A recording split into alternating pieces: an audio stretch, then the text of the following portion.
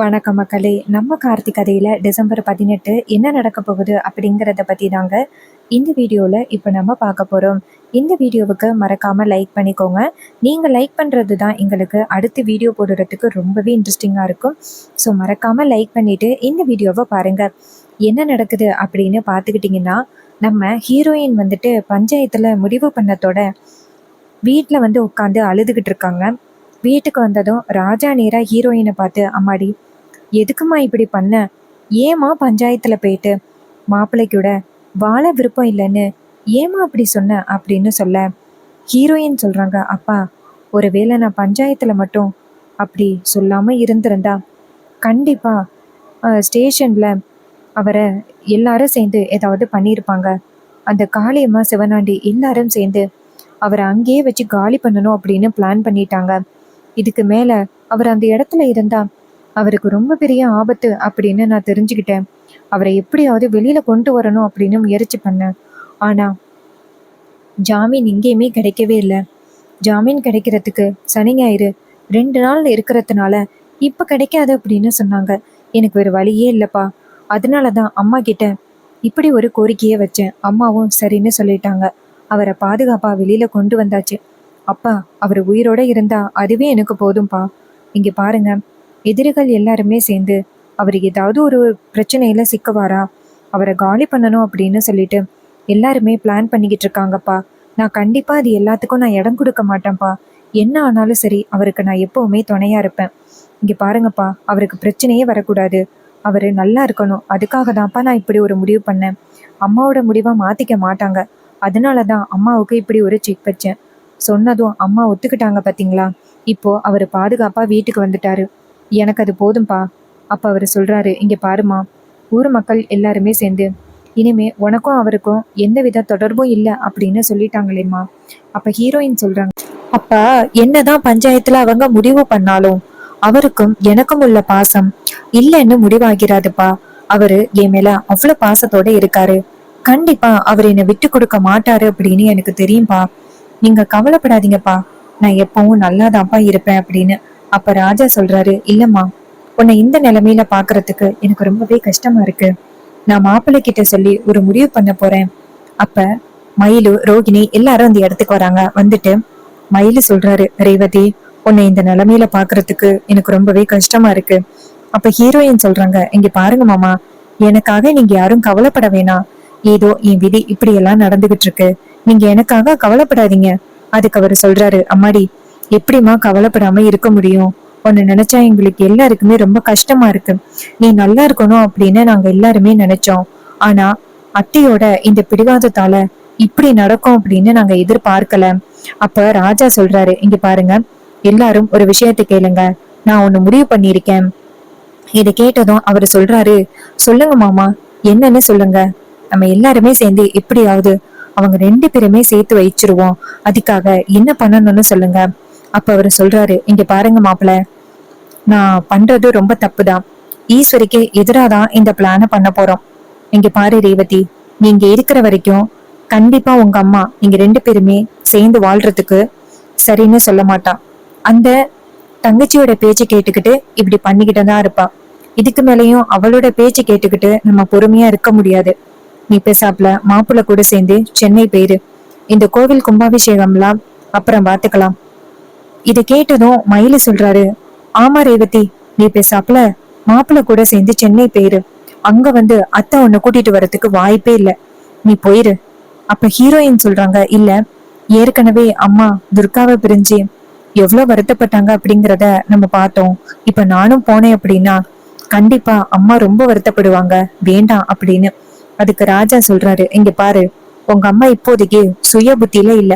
இது எல்லாமே அந்த சந்திராவோட பிளான். அவ சொல்றதுனாலதான் இப்படி வீட்டுல நடந்துகிட்டு இருக்கு. இங்க பாரு, நீ பேசாப்ல போ, என்ன நடக்கணுமோ அதை நாங்க பாத்துக்கிறோம், நீ கிளம்பு அப்படின்னு சொன்னதும் ஹீரோயின் அவங்க அக்காவை பார்த்து, அக்கா நான் எடுக்கிற முடிவு தப்பா சரியாக்கா? அவங்க சொல்றாங்க, இங்க பாரு, நான் எப்பவுமே அம்மாவுக்கு எதிரா முடிவு எடுக்க கூடாது அப்படின்னு தான் சொல்லுவேன். ஆனா எப்போ அம்மா தேவையில்லாம உன்னோட லைஃப பத்தி கொஞ்சம் கூட யோசிக்காம இப்படி முடிவு பண்ணாங்களோ அப்பவே நான் முடிவு பண்ணிட்டேன், உனக்கு உன்னோட லைஃப் தான் ரொம்ப முக்கியம். நீ பேசாப்ல அவர் கூட சேர்ந்து வாழ்றதுக்கு முடிவு பண்ணு. இங்க பாருங்கப்பா, நீங்க மாப்பிள்ளைக்கு ஃபோன் பண்ணி விஷயத்த சொல்லுங்க. இன்னைக்கு நைட்டு யாருக்கும் தெரியாம நம்ம ரேவதிய சென்னைக்கு அனுப்பி வச்சிடலாம். உடனே அவர் சொல்றாரு, இங்க பாருங்க, நம்ம பிளான் பண்ணது கொஞ்சம் கூட அந்த சந்திராவுக்கு தெரியக்கூடாது. அவளுக்கு தெரிஞ்சிச்சு, அவ கண்டிப்பா போயிட்டு அக்கா காரிக்கிட்ட சொல்லிடுவா. இது கேட்டதும் ரோகிணி சொல்றாங்க, அப்பா நீங்க கவலைப்படாதீங்க, சித்திக்கு இந்த விஷயம் போகாது. இது கேட்டதும் மயிலு சொல்றாரு, சரி சரி, நம்ம எல்லாருமே இப்படி நின்னு பேசிக்கிட்டு இருக்கிறதையும் அத்தை பார்த்தாங்க அப்படின்னா சந்தேகப்படுவாங்க. சரி வாங்க போகலாம் அப்படின்னு சொல்லிட்டு அந்த இடத்துல இருந்து கிளம்புறாங்க. அப்போ ரோகிணி சொல்றாங்க, இங்க பாருங்க, நீங்க யாரும் கவலைப்படாதீங்க, எப்படியாவது ரேவதிய நம்ம சென்னை அனுப்பிடலாம் அப்படின்னு சொல்லி பிளான் பண்ணிக்கிட்டு இருக்காங்க. அப்போ வந்துட்டு எல்லாரும் அந்த இடத்துல இருந்து போனதோட ராஜா நேரா மாடிக்கு போயிட்டு ஹீரோவுக்கு ஃபோன் பண்றாங்க. அப்ப நம்ம ஹீரோ ஃபோன் அட்டன் பண்ணி சொல்லுங்க மாமா அப்படின்னு சொல்ல, அப்ப அவர் சொல்றாரு, இங்க பாருங்க மாப்பிள்ள, ரேவதி வந்துட்டு இங்க கண்டிப்பா சந்தோஷமா வாழ்றதுக்கு வாய்ப்பே கிடையாது. ஈஸ்வரி கண்டிப்பா உங்க 2 பேருமே இனிமே சேர்த்து வைக்க மாட்டா. ஏன்னா இது எல்லாமே அந்த சந்திராவோட பிளான். அவ கண்டிப்பா உங்க 2 பேருமே ஹாப்பியா வாழ விட மாட்டா. இங்க பாருங்க மாப்பிள்ள, நான் சொல்றதை கேளுங்க. நீங்க 2 பேருமே சென்னை போங்க, அங்க போயிட்டு ரொம்ப சந்தோஷமா இருங்க. அதுக்கப்புறம் ஒரு பேரனோ பேத்தியோ பெத்து கொடுத்தீங்க அப்படின்னா கண்டிப்பா இந்த ஈஸ்வரி வாயை திறக்கவே மாட்டா. அப்ப ஹீரோ சொல்றாரு, இல்ல மாமா, அத்தையை எதிர்த்து போக முடியாது.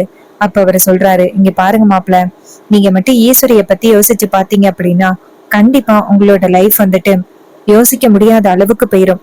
பேசாப்ல நான் சொல்றதை செய்யுங்க. இதை கேட்டதும் ஹீரோவும் சரிங்க மாமா அப்படின்னு சொல்லிட்டு பேச, அப்போ அந்த இடத்துக்கு வந்துட்டு மயில் வராரு. மயில் வந்துட்டு, மாமா, சென்னை கிளம்புறதுக்கான எல்லா ஏற்பாடுகளும் பண்ணிட்டேன். ராத்திரி ரேவதிக்கான திங்ஸ் எல்லாத்தையுமே எடுத்து வச்சு ரேவதிய அனுப்புறது மட்டும்தான் மிச்சம். அவரு சொல்றாரு, சரிங்க மாப்பிள்ள அப்படின்னு சொல்லிட்டு எல்லா திங்ஸையும் எடுத்து வைக்கிறாங்க. இன்னொரு பக்கம் நம்ம ரேவதி அவங்களோட திங்ஸ் எல்லாம் பேக் பண்ணி கட்டிலுக்கு கீழே வச்சிருக்காங்க. இன்னொரு பக்கம் வீட்டுல எல்லாரும் அமைதியா இருக்கிறத வில்லி பார்த்துட்டு, என்னது எல்லாருமே வழக்கத்துக்கு மாற அமைதியா இருக்காங்க, ஏதாவது ஒரு பிரச்சனை நடந்துகிட்டே இருக்கும், என்ன இது எல்லாரும் அமைதியா இருக்காங்க, எல்லாரும் இப்படி அமைதியா இருக்கவே மாட்டாங்களே, நமக்கு தெரியாம ஏதாவது பிளான் பண்றாங்களோ அப்படின்னு நேரா ரோகிணிய பார்த்து, என்னடி ரோகிணி, வழக்கத்துக்கு மாறா வீட்ல எல்லாருமே எதுவுமே பேசாம அமைதியா இருக்கீங்க, என்ன எனக்கு தெரியாம ஏதாவது பிளான் பண்றீங்களா? அதுக்கு ரோகிணி சொல்றாங்க, சித்தி, உங்களை மீறி இந்த வீட்ல யாராவது பிளான் பண்ண முடியுமா? அதான் இந்த வீட்டை பாதுகாக்கிறதுக்கு காவல் தெய்வமா நீங்க இருக்கீங்களே, உங்களை மீறி இந்த வீட்ல யாரால என்ன சித்தி பண்ண முடியும்? இந்த வீட்ல நீங்க பவர்ஃபுல்லா இருக்கீங்க, உங்களை மீறி யாரும் எதுவும் பண்ண மாட்டாங்க சித்தி. அப்ப வில்லி கேக்குறாங்க, என்ன இது, இது வந்து பாராட்டி பேசுற மாதிரி தெரியலையே. அப்ப ரோகிணி சொல்றாங்க, சித்தி உங்களுக்கு அப்படிதான் சித்தி தெரியும் அப்படின்னு.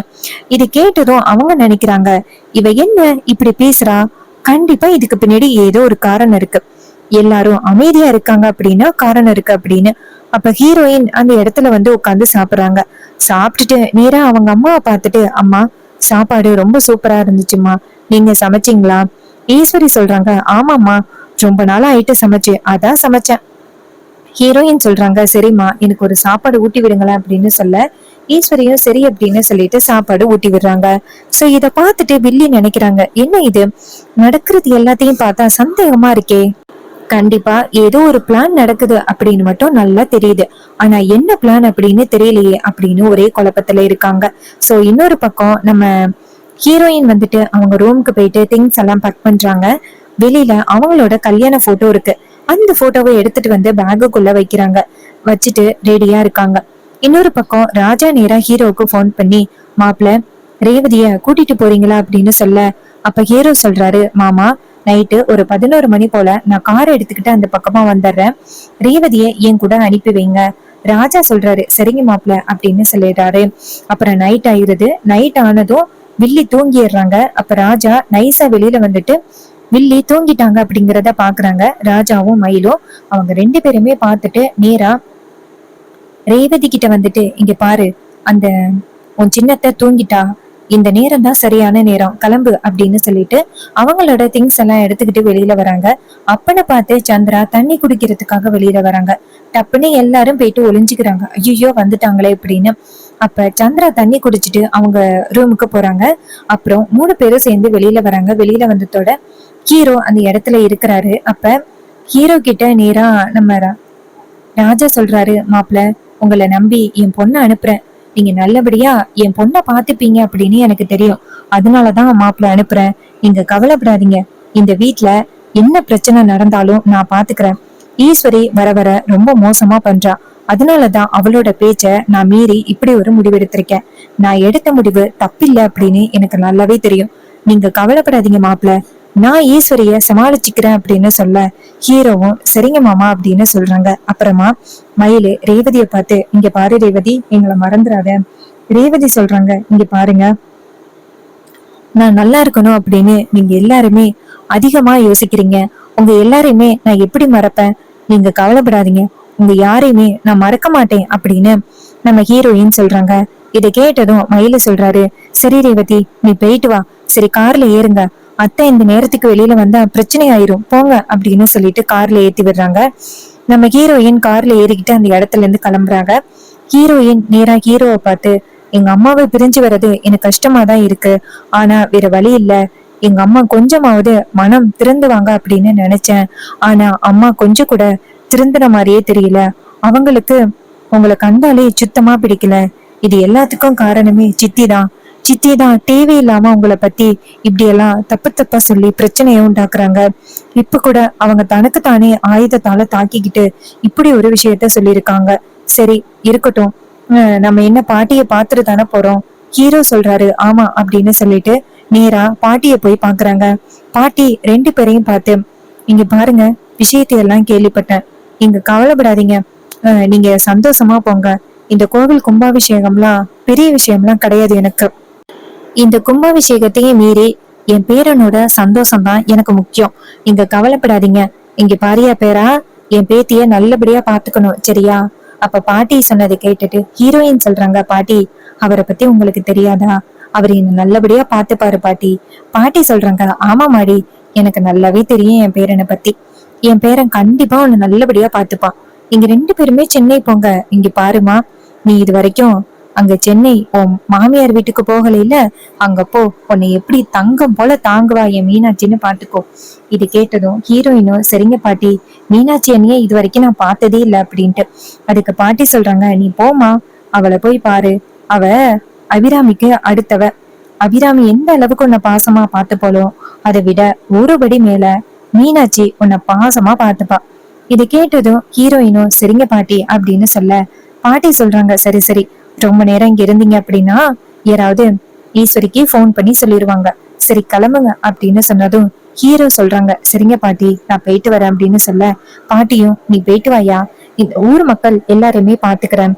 அப்படி என்ன சொல்லிட போறாங்க? மிஞ்சி மிஞ்சி என்ன பேசுவாங்க, பஞ்சாயத்துக்கு கூப்பிடுவாங்க, அதெல்லாம் நான் சமாளிச்சுப்பேன். இது கேட்டதும் ஹீரோயினும், ரொம்ப தேங்க்ஸ் பாட்டி அப்படின்னு சொல்ல பாட்டியும், சரி நீங்க கிளம்புங்க அப்படின்னு சொல்ல ரெண்டு பேருமே சென்னைக்கு அனுப்பி வைக்கிறாங்க. இன்னொரு பக்கம் நம்ம ராஜா வந்துட்டு நேரா மயிலு கிட்ட, என் பொண்ணு போனதே எனக்கு கவலையாதான் இருக்கு. ஆனா அவ கண்டிப்பா அங்க போயிட்டு சந்தோஷமா இருப்பா. எனக்கு அது போதும் அப்படின்னு அவரு சொல்றாரு. மயிலு சொல்றாரு, ஆமா, ஆனா காலையில அத்தை கிளம்பின பிறகு என்ன ஆக போகுதோ அதை நினைச்சாதான் எனக்கு பயமா இருக்கு. அப்ப ராஜா சொல்றாரு, அதெல்லாம் பாத்துக்கலாம் அப்படின்னு. சோ இந்த கதை உங்களுக்கு பிடிச்சிருந்துச்சுன்னா இந்த வீடியோவுக்கு மறக்காம லைக் பண்ணிக்கோங்க. நீங்க லைக் பண்றதுதான் எங்களுக்கு அடுத்த வீடியோ போடுறதுக்கு ரொம்பவே இன்ட்ரெஸ்டிங்கா இருக்கும். சோ மறக்காம லைக் பண்ணிட்டு இந்த வீடியோவை பாருங்க. இதே மாதிரி வேற ஏதாவது ஒரு கதையில பார்ப்போம். தேங்க்யூ ஃபார் வாட்சிங்.